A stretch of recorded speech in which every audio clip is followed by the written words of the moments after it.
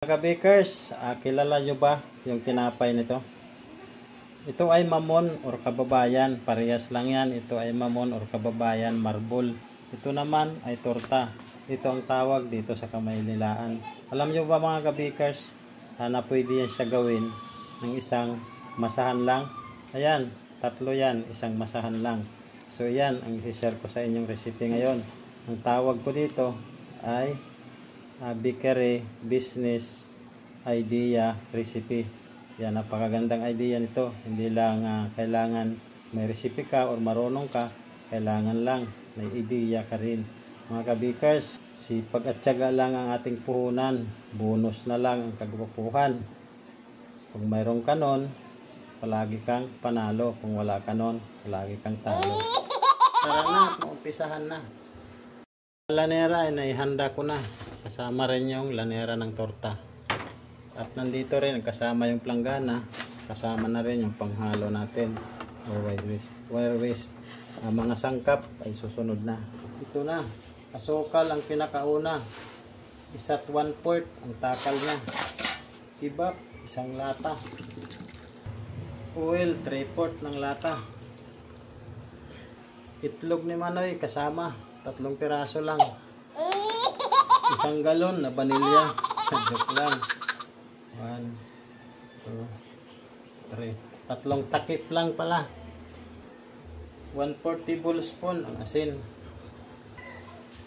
2 kutsara na baking powder. 1 kutsara na baking soda. Pinagsama-sama ko na. Parehas lang din naman yan ang resulta. Ito na. Asukal, tunawin ko na. Kasama yung iba pa.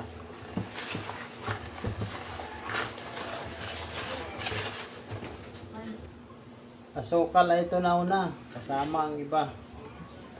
Tubig, 4 na lata. Ibuhos na. Oops, wag ubusin. Magtira muna. Mamaya na kapag nailagay na yung harina. Haluin muna bago maglagay ng harina. 2 kilong third class na harina. Ilalagay ko na. Pero bago ko ilagay, ag-aging ko muna.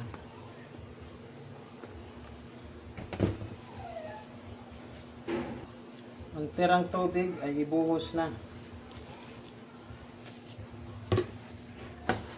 At ito na, haluin na. 4 ng lata ng tubig. Ang tamang-tamang la. Kapag ikaw gumawa ay hindi tumama. Normal lang yan mga kabakers. Hindi puro parehas ang tatak ng harina.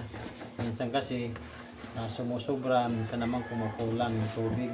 Kaya wala namang mawawala kung magdadagdag ka o magbabawas.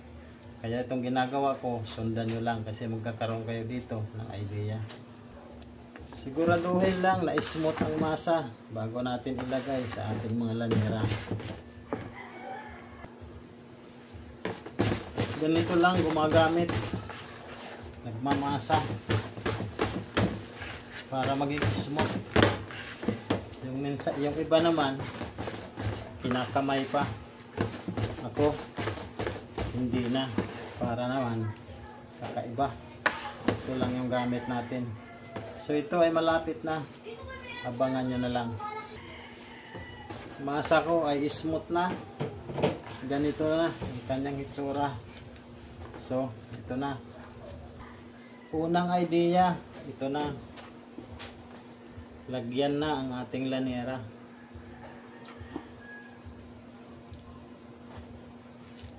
Yan, 3/4 lang sukat. Okay na. Unang idea, tapos na. Mantika, nag-aabang na. Guhitan natin ang gitna. Paganyan lang para gumanda ang buka. So, ayan.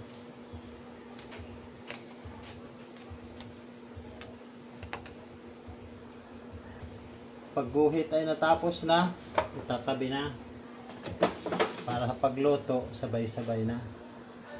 Pangalawang idea ay umpisahan na. Masa ay ilagay na. Kalahati lang, okay na. Pangatlong idea ay tapos na. Ang pang-design natin ay nag-aabang na. Chocolate Primera, ibubuhos ko na. Yan, ganyan lang, konting patak lang, okay na. Okay na, mag-umpisa na tayo, mag-design. Kapag design niya, ganun lang. Para magkaroon siya ng ibang itsura. Marble to kung tawagin. So ayan na, magkakaroon na siya ng ibang itsura.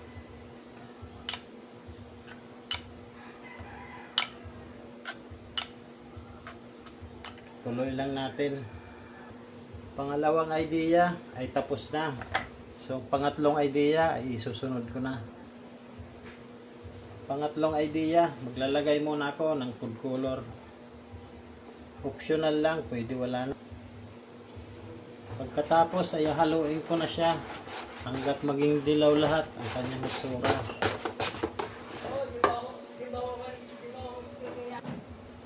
Itsura niya ay dilaw na, takal-takalin ko na. Kalahati lang, ay okay na. Pangatlong idea ay natapos na. Marami pang natira. Sigurado ako, yung asukal, kayang-kaya pa dito ibinta. Kaya itatabi ko lang muna, naubusan na ako ng lanira. Ito na ang ating tatlong idea. Diba, napakaganda. Sa isang timpla lang, tatlong klaseng tinapay, nagawa mo na. So, sa panahong mabilis maubos yung tinapay mo na paninda, kapag malakas, sigurado ako, dito sa idea na to, yung mga customer mo ay hindi mabibitin sa mga paninda mong tinapay.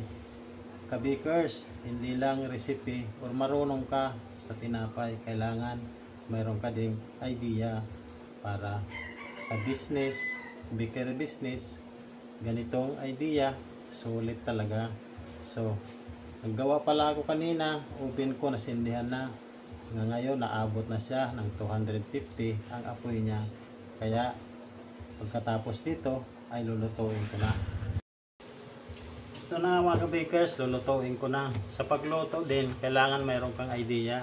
Hindi yung tira ka lang ng tira, baka sa huli, yung tinapay mo, hindi maging maganda yung resulta. So, ito yung idea ko. Lalo na sa mga ganitong timpla. Ganyan kalakas yung apoy niya. Ayan. Yan, ang init niya na ay mapatak na ng 280. Kaya isasalang ko na. Ito na, umpisahan ko na.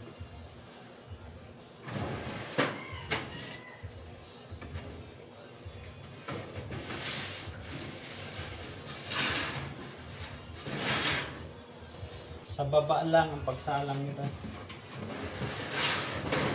Sunod ko na to.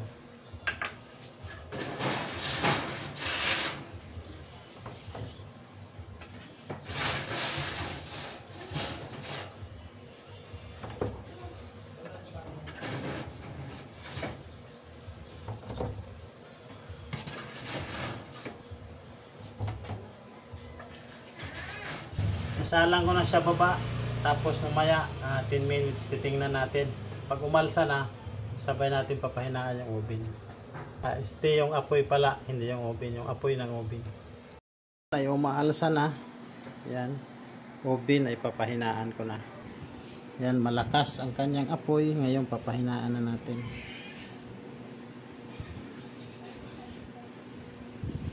So ayan na. Hinang-hina na.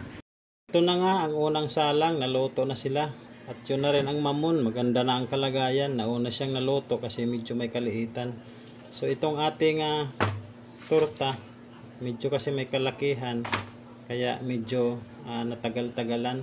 Inabot siya ng 15 segundos bago maluto. Matagal ang paininan. Umabot siya ng 10 minutes ang paininan. So yung atin naman maliliit na kababayan, umabot lang siya ng 10 segundos, luto na. So papalamigin ko lang para mayroon nakasalang pa doon para magsabay-sabay na sila. Doon na natin mamaya husgahan. Ito na nga mga kabakers, ang i-share ko sa inyo na bakery business recipe na pangmalakasan. So naluto na, halina kayo at iyon ang husgahan. Tingnan natin ng malapitan para na yung husgahan. Yan. So ganyan ang kanyang kinalabasan. So ayan mga kabikers, kahit naman saan ang gulo tingnan, ang quality ay okay naman. Yan, ganyan siya. So ayan, hanggang dito na lang. Wag muna kayong magsialisan. Mag-iwan muna kayo ng bakat o thumbs up kung inyong nagustuhan para naman madagdagan ang views ko hanggang 21 na lang. So ayan, hanggang dito na lang. Maraming salamat. Makatulong sana sa inyo itong ating share sa inyo na recipe na pangmalakasan.